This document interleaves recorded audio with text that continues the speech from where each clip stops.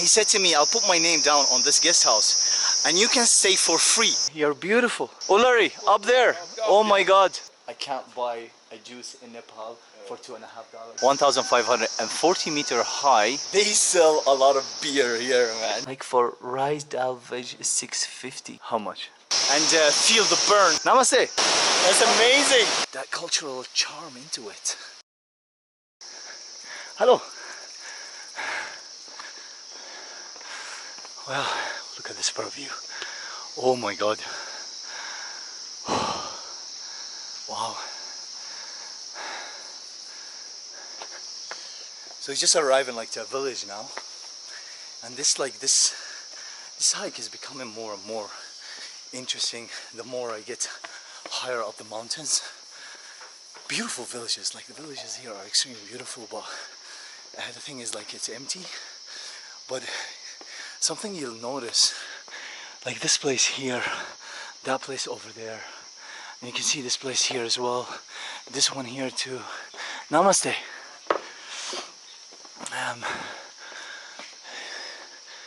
All this here, something that you would notice, and look, like they have even Wi-Fi. I mean, we're really high up at the moment, and what's noticeable is it's all those villages that you're passing by are it's designed for tourists. You know, that they're not local villages, they are designed especially for hikers and tourists, that's it. Which is actually quite interesting. I find it like, it's not very authentic like at the beginning of the trail from probably previous videos that we have seen. They're more like, got like that cultural charm into it. Ah, it's nice. Anyway, what a view, like, can't beat it. I'm gonna continue on this path right now. And now, finally we're off the road. Oh my God. I thought that was never ending. And now we're in a track. Just here. Let's call it jungle or forest, let's say. More like a forest. Nice track along the way now. Away from the village. And off to probably the next one and see where we arrive to. Oh, this is actually nice. Climate wise is absolutely perfect. The temperature is amazing. Perfect for hiking, of course. Unlimited supply of water as well. That's good. And let's see what's the next destination now. So this is like, I arrived now to Tika Hidahunga. 1,540-meter high. Accommodation, Wi-Fi, all that good stuff are here. We're gonna make it to Ulari in 2 hours this way, and this is what we get to. Welcome. Namaste. Okay, that says namaste. Welcome. Namaste. How are you? Good.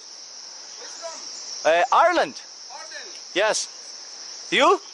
Nepali. Of course, Nepali. Nepali people are good people. Good? Yes, of course. This is your place? Yeah. Yeah? Oh, beautiful. Beautiful. Yes. You want lunch also? Do I want what? Lunch. Lunch? No, I don't want. Yeah, thank you. Hungry? No, I have food, a lot of food. Ulari, up there. Oh my God. Difficult? Hard? I love it. Okay. Bye-bye, thank you. What a legend. By the way, if there's something I learned as well along this hike, the #1 revenue model here is actually food. Food is extremely cheap in Nepal, but of course they're charging quadruple of the prices, so that's where the revenue is. In the previous cafe that I stayed at for a coffee, he actually gave me a business card of a guest house in Ulari. It's where I'm heading. And he said to me, I'll put my name down on this guest house and you can stay for free. Like, they'll give me a room for free, no cost whatsoever. And I was like, in a second, like, I mean, what's the catch here? He was like, food. So in return, like, you stay there, you order food, and That's where their profit is. Now I'll keep it in mind. I do have the business card. I'll check it out, see what's it like. He said to me his prices were really expensive, but he said they are even more expensive over there. So it's just a great tip like to have. And if you are preparing to come to this part and do hiking in Nepal, expect this. This is their #1 revenue model. Remember that you can actually get accommodation for free as long as you order food with them. So maybe it's like a combination of food and accommodation would be not a bad deal as well. I'm climbing those stairs now. Oh my god.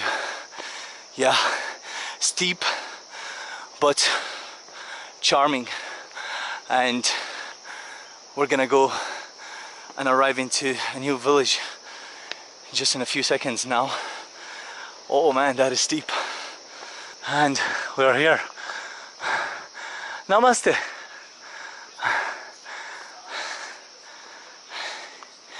See, as I mentioned earlier, like all these villages are not even local villages, they're just tourists. Places, guest house, restaurants, all that. Hello. Where are you guys going? Larry? Okay. Oh, they're going up there like me, and this is what they mean up there. The bus, or oh man, I can't speak. The bus, the stairs. Oh, it's nice to see some flat ground here. Again, more restaurants, more guest houses, and same here too. More guest house. Hello. Shop as well. They sell a lot of beer here, man. Like, you're guaranteed 100% you'll never run out of beer here. And we continue. Cute little village they built here. You know, of course, for us. Nice houses, huts, and restaurants. Yeah, and I'm at the highest of the highest peak of the season here in Nepal. Hold that thought. And here too, shop, street market. Everything you need here, really, pretty much. Actually, you never run out of anything if you are willing to pay for it. But I was saying that this is the highest peak I am in, the highest season in Nepal, and surprisingly for a high season, and there are actually a lot of travelers in Pokhara. You'd see a lot of travelers in Kathmandu. You see a lot of travelers, buses, all that. And I'm so surprised. Like, I'm walking now and hiking this trail, and it's one of the most famous trails, but I don't see people like sitting down here like in restaurants like this, you know, eating or drinking something or taking a break. It's actually mad. Like, and along the way I'm meeting also some hikers, whether coming down or going up, and yeah, it's I don't get it, man. I just really don't get it.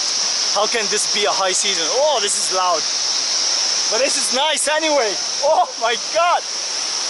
Woo, look at that. And crossing this bridge. Woo. Oh, this is nice. Look at this for a view. Oh my god. We'll see the drop in a bit, but look at this waterfall here. Small waterfall. And goes all the way across. Oh, what a beauty. Wow. And the views keep on giving, and oh my god. Look at that. Oh man, what a drop. That's amazing. Gorgeous. Oh man, that is powerful. Woo. And this is another bridge we're crossing now. Sorry guys. And more stairs, of course. Oh my God. It's a beautiful torture. Nature is incredible, by the way. We don't need to sell that. You know? Ah, it's amazing. Let's go up these stairs and feel the burn in our legs. There are more hikers there. Still climbing those stairs. Oh my God. It's just like never ending. And oh, I can't even function and speak, you know. Namaste. How are you?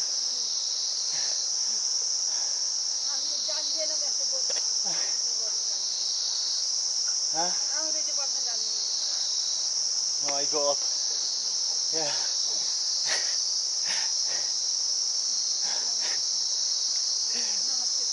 Namaste. Look at the way how she holds them, like all the stuff here. She's packing.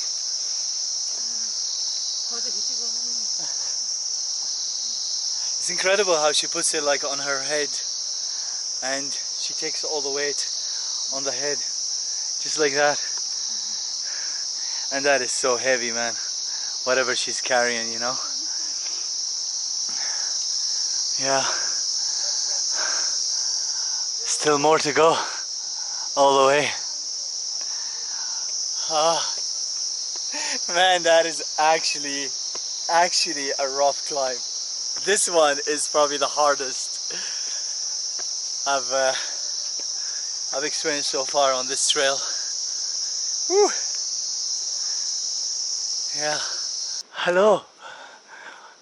You're beautiful. Sit down. Drink something. Oh my God, look at her face. It's so beautiful. I just arrived to this. So I'm climbing those stairs, you know, coming from here. And they're never ending. And she has this beautiful old lady. She has, this your place? Yes. She has a shop and guest house and a restaurant. That's the business model here. And of course, it is 100% smart to open these type of businesses here. Like, you know, I'm not attacking them, I'm giving you just information. And guest house, bringing the customers in, and of course people want to eat and drink and all that good stuff. Look at this for a ridiculous view. Oh my God. Wow. Wow. I don't need to pan out, do I? Look at that here. The camera doesn't give it any justice, of course, but it's absolutely gorgeous. Very tiring hike, these stairs. You feel the burn, but it is worth it. I'm gonna give her the chance. She keeps pushing. So what she's selling here? You make juice? Yes. What do you make?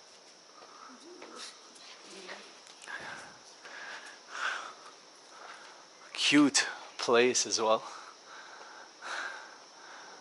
Very nice. It's all rooms for rent. This is the kitchen here, and indoor restaurant and outdoor restaurant just in case of the weather. Very smart. Ah, you have this juice, mango juice, mango and peach with peach flesh. So they have like usually they write like the original price on it. I don't expect to pay that. How much? Huh? Did she do like 3 fingers or 2 fingers? Huh? 300. Oh, it's okay. No, thank you. I can't buy a juice in Nepal for $2.50. It's ridiculous. I don't care where I am. You want to see the menu? Look at this. Yeah, I know. It's for rice, vegetable rice, $6.50. This is like $5. Committee. This one. Yeah, it's a tourist price. Yeah. Local price, how much? No, same. No, local and tourist same. No, it's not. Believe me. It's not. I'm telling. I don't believe you, bro. I'm telling. I'm not telling lie. Really, Okay. believe me, this is the high price. It's like he's telling you this as well. Like he knows it's crazy prices. Like for rice dal veg is 650. You know, that's crazy money. The momo, chicken momo in Pokhara, you can get it for 150, 120. They're charging 600 here. It's quadruple. It's more than quadruple the prices.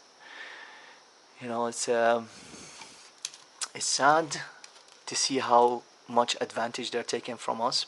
How many days for trekking? Days. I'm not sure. Maybe 2, 3, 4 days. Days, yeah. 5. We'll see how things go. Yeah. Today also it's fine. Yeah, it's good weather today. Yeah, today. Good climate for it. Climate. I like it. Not so hot, not so cold, but this stairs will get you hot. Today you go to Goripani? Yeah. I'll see the time. Yeah. Maybe, yeah. Maybe possible today. It's possible Yeah, today, you sure. think? You Yeah. can- How far is it from here? 5 hours. 5 hours slowly. 5 hours slowly. Yeah, 5 hours. Yeah. It's possible, but we'll see how we feel. Thank you, Danebat. We'll continue. We'll figure it out along the way. I have some snacks in my bag anyway, so I'll make a quick stop somewhere and I'll eat something. Oh man, those stairs. They are a nightmare.